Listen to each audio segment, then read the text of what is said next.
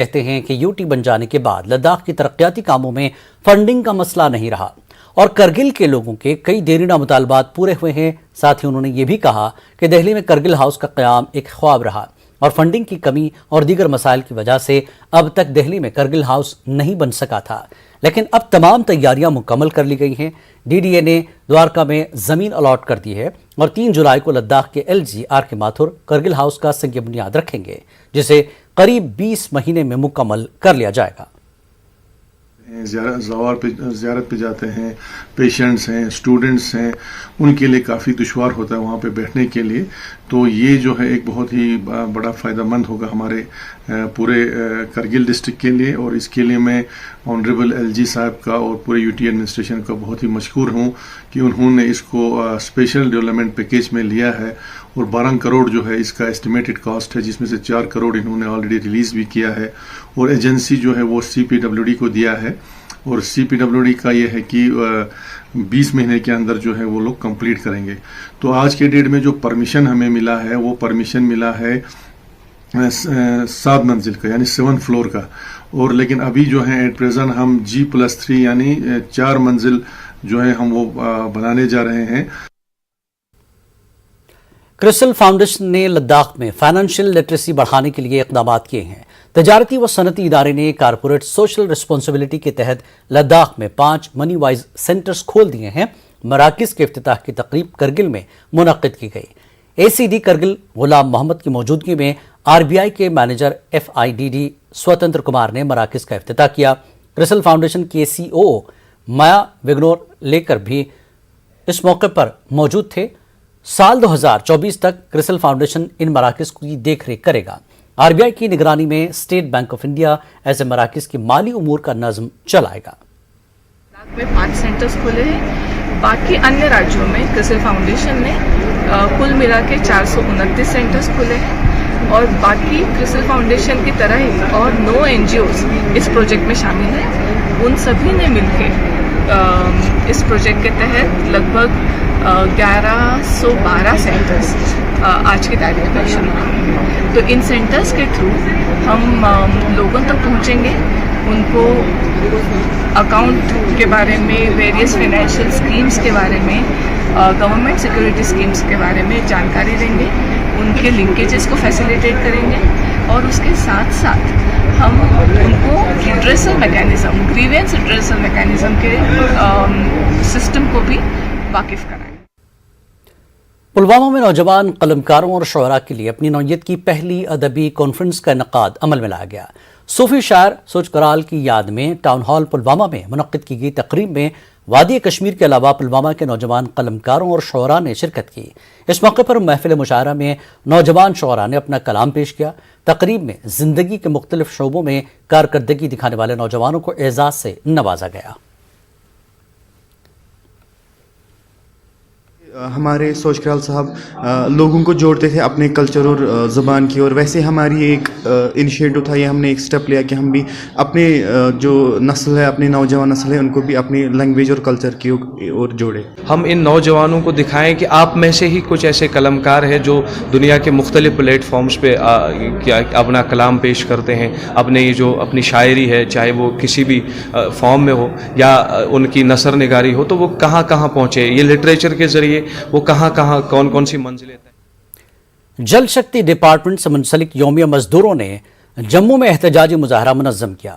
Daily wagers अपने मुतालबात के हक में आवाज़ बुलंद करते आ रहे हैं।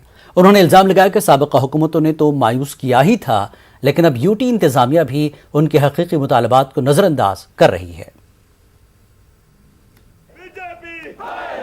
मेन डिमांड है रेगुलाइजेशन, जो SRO 64 के अंडर 7 साल के पीरियड कंप्लीट होने के बाद हमें रेगुलाइजेशन मिलनी चाहिए थी, लेकिन 94 से लेकर आज तक वो पॉलिसी आज तक सरकार ने नहीं की। 94 तक जो लोग लगे थे उनको सरकार ने परमानेंट कर दिया, लेकिन जो 94 के बाद आज तक लोग दर बदर हो रहे हैं, चाहे वो पॉलिटिकल सरकारें रहीं, जितनी भी सरकारें पीछे रही हैं, सब ने झूठे आश्वासन दिए, आज कर रहे हैं, कल कर रहे हैं।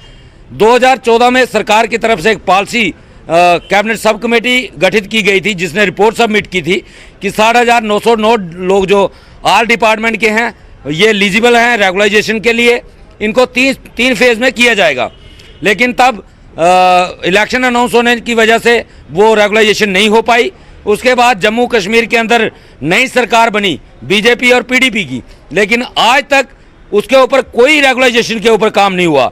हमारी यही मांग है कि हमारी रेगुलाइजेशन के ऊपर सरकार अपना जो फार्मूला है वो स्पष्ट करे, अदरवाइज जो हमारी हड़ताल है ये लगातार बढ़ती जाएगी। डिस्ट्रिक्ट वॉलीबॉल एसोसिएशन ने district youth services and sports Leh और लद्दाख की इंतजामिया के इश्तराक से सेकंड वॉलीबॉल चैंपियनशिप का इनेकाद किया, जिसमें 21 टीमों ने हिस्सा लिया। 13 बॉयज और लड़कियों की 8 टीमें इस चैंपियनशिप में शामिल हुई। सेक्रेटरी खेल रविंद्र कुमार मेहमान खुसूसी थे। फातेह और रनर अप टीम को मेडल, ट्रॉफियां और सर्टिफिकेट से नवाजा गया। मैसेज है कि स्पोर्ट्स खेलना चाहिए। स्पोर्ट्स खेलेंगे तो जो गलत चीज़ है, गलत काम है उनसे हम थोड़ा सा दूर रहेंगे। जी, वहाँ का एक्सपीरियंस, हम गए थे उत्तराखंड खेलने के लिए गए थे, अंडर 21 नेशनल। वहाँ ये हमारा सेकंड डिस्ट्रिक्ट एलिजिबल चैम्पियनशिप था। इसी तरह हमने लास्ट ईयर भी चैम्पियनशिप यहाँ पे कराया था।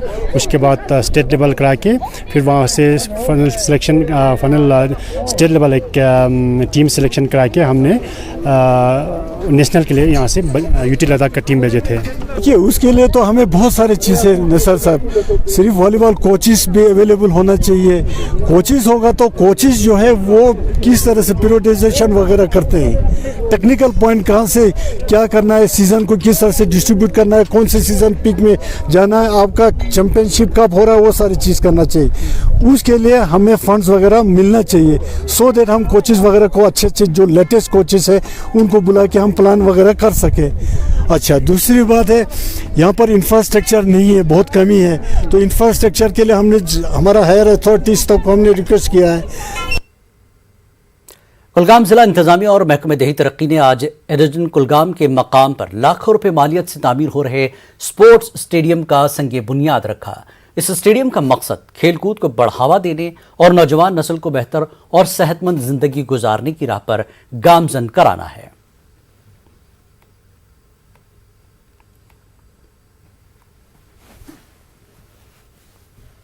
डीसी कुलगाम जो है मौके पर हाजिर थे, साथ में पंचायत बॉडी और यूथ भी इलाके से यहाँ पर आए थे और इस प्ले फील्ड का इनॉग्रेशन किया।